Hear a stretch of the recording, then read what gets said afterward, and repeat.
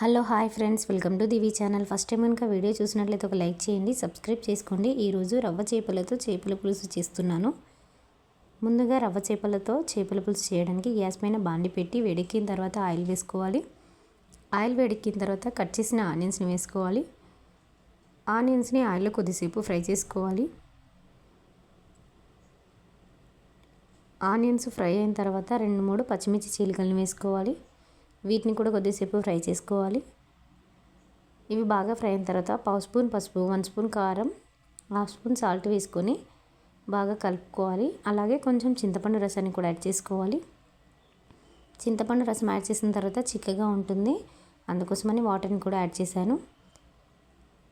ఇప్పుడు మూత పెట్టేసుకోవాలి. 5 మినిట్స్ మీడియం ఫ్లేమ్లో పెట్టి అల్లం, వెల్లుల్లి, ధనియాలు వేసి దంచి రెడీగా పెట్టుకోవాలి.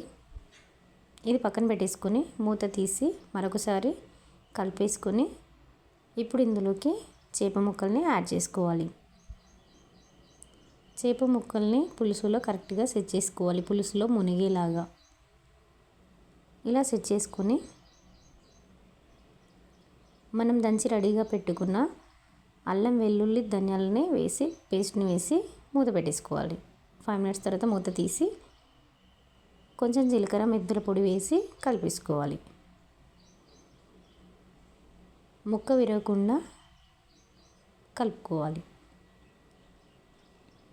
ఇలా మెల్లగా కలుపుతూ సెట్ చేసుకోవాలి. ఇలా కలిపేసిన తర్వాత